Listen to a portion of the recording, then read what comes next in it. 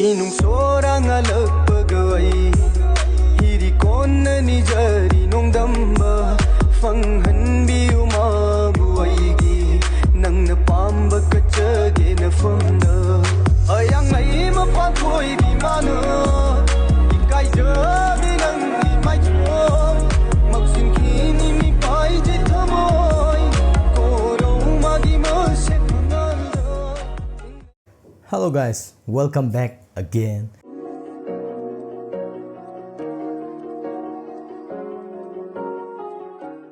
Ngasi amuk mayamga punna yengminagadawriba video sidi Heitangba. Heitangba je aina thengnaba matamda aingonda Elvis ki video yengo habse kuire bako ado Heitangba se tanchana yengminarsi mayam ado Heitangba je aina thengnaba matamda khoigi reel singje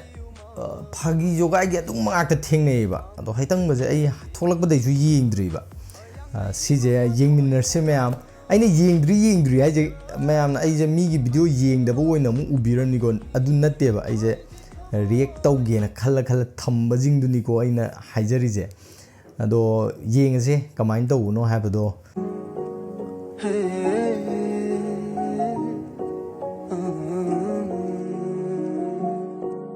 Iraina yajare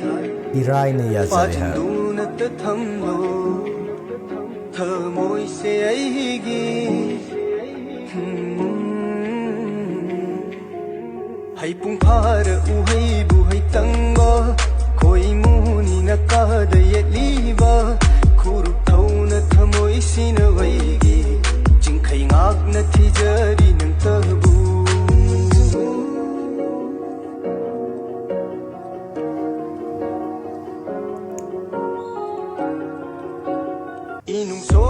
Twbirise kai chak thongna trending song gi dance taw khekpa gai onlena isai gi taw da yam nungai ba ta nangna pamba kachage na fam onlena marona ba sanai gi sini chak thong dai taw je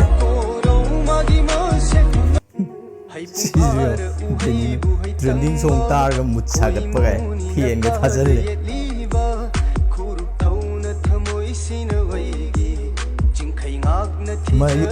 mai actually I understand tawdri kaiku yambung kaiku na inum swara ga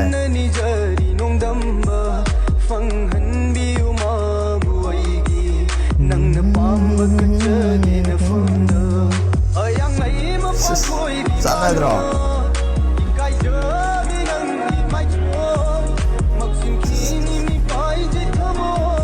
Moisigi matang dance crew je si am pamje edi maje akhoi gi diamond radio taram ne to radio di sai bala khale amina to inung sora ja oi yau bujani ahal anga khakta bida si dang ta le mine ma ya he kana khale ni sibu ma ta ho bra ha ta ho si sai khale mi ta ho tra ba ima hoi ju si sai ji ta ra ga nungai ba faw ni ne message ta khan ba Yai si khalai mi si yai Inung sorang alagpagay Hiri kona ni jari nong damba Fanghan biyu mabuaygi Nang napamba kachage na famda Ayang ay mapathoy di mana aina sigi Inung sorang alagpagay Hiri kona ni jari nong damba Fanghan biyu mabuaygi Nang napamba kachage na famda Ayang lay mapanthoy bimana Ikay jabi nang imay thong Magsinkini mi pay jay thamoy Koraw magi masek mangalda Ingalayu thamoy gi marumda Mi hau batay bang ni chanabi okay sumaina tar kandana khoi gi mayek se kitang like thok padona tawbra ado mayam isai original isai du mu mayam punna yengase ado hojiki isai sigi mathang hojiki hek mamang da ini ama dance tawrapdo adu je ina thoin ki pusal leise मागी वारी में अइना थेंगनगिबा हाइतारे अदुदा अइना हापनिंगबगिदमक्ता हापकपनिको मैमना ma'am जो खंगमगनी खले इनेजे याम dance याम तौबने इनेजे dance तौब याम पामजबसु माले अदुगा अवाब नुंगाइबसु कोकनबा सुम तौब मालेबा अदुदा अइना अमतंग हापके ना खल्लगा हापकपने अदो original इसेदुदा अमुक चलछि कमाइन तौगे हाबदो ma'am पुन्ना यंगमिनारसे होर्सको Heitangba by Elvis.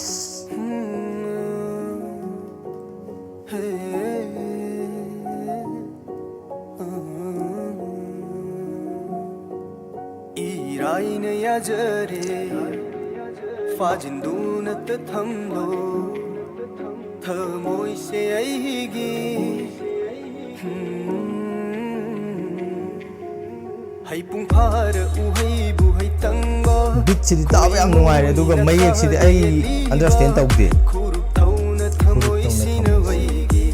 chingkhai ngakna thijari chingkhai ngakna thijari nang chabu haje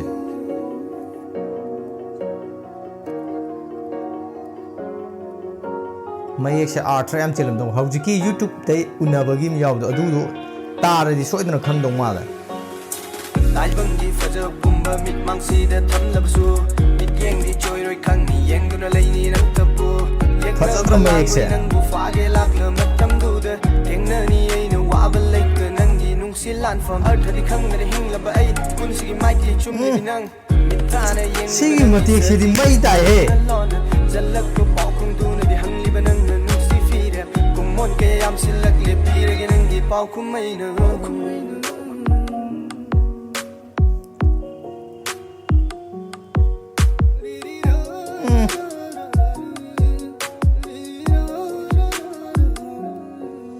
Inung sorang alak pagawai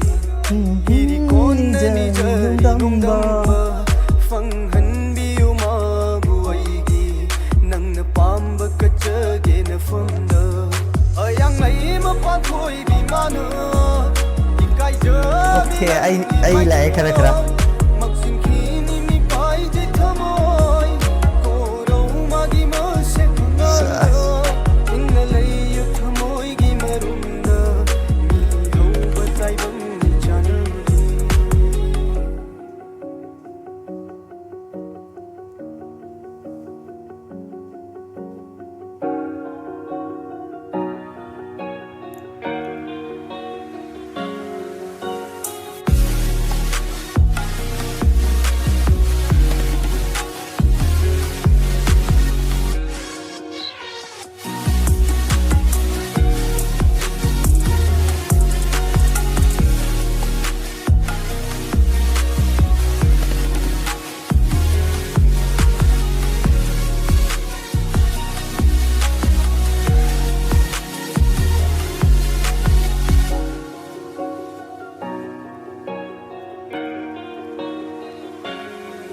Mamsilog lo ahing di matam Yaurag lagat kaning wikonjes Yes. Fam na tunan na natoy se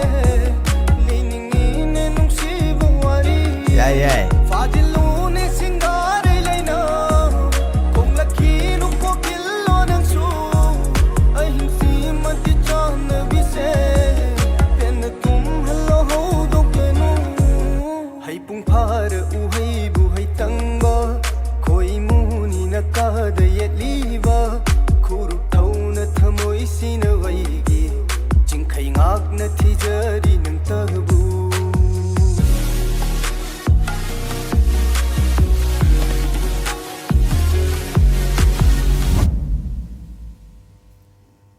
फजाये अहानबगी line खरजी खक्तने बाइना चममनरिजे अदु नतबा जिंगजिदी आम फजबा हाइतारे हौजिकी लोइसल्लकपदगा सैथारिबा पोतो दो अनिरक तारजे सिदना अमुक हेना फजरनी न खल्ले याम फजई हौरकबगी कैनोजी कचिक तांगने बाइना अंडरस्टैंड तंगमद्रिजे दो अमुक ताबदा तौब्रा येंगसे अमुक येंगसे म्या खले खतके खरयाम Heitangba हाइबदि Heitangba hai pung phara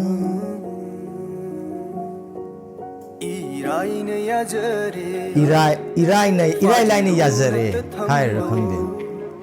okay fazal thamjaro thamoi je ai thamoi je fazal thamjaro ai yare hai ba male hai pung phara uhai bu Heitangba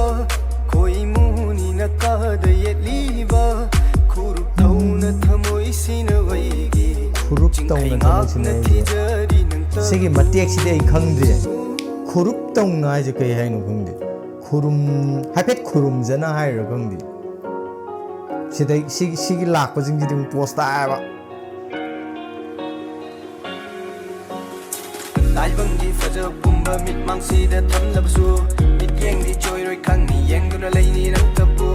yek na ba lang wei nang bu fa ge lak na matam du da na ni ai na wa ba lai ka nang gi nung si lan from earth di khang na hing la ba ai kun si mai ki chum li binang mit ta na yeng li banang di sa ji mis na du na lon jalak ko pa khung du na di hang li banang na nung si fi da kum mon ke yam si lak le pi re ge nang gi pa khum mai na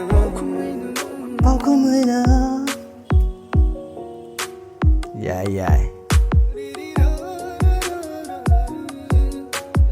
ara ko thengna ni sini ne nuksibi gi dama orang alak pagai hiri kon ni jadum dam fang biu ma gi nang na pam ba ka jage na fang okay isor khoram mambani ne hujki matek to ikajabi mai tho lai ho na kalak chabi ne ba sas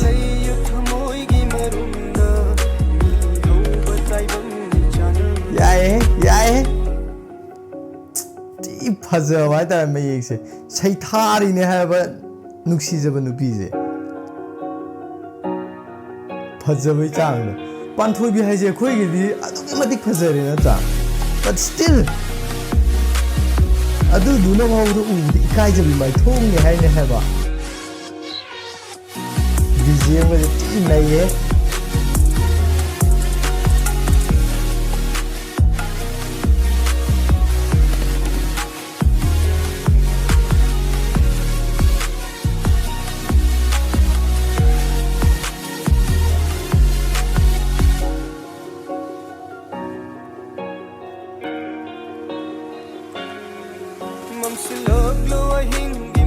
C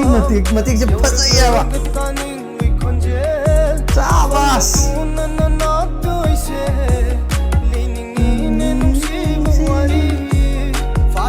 Phone wari chana bude tin re thammaga sijo sa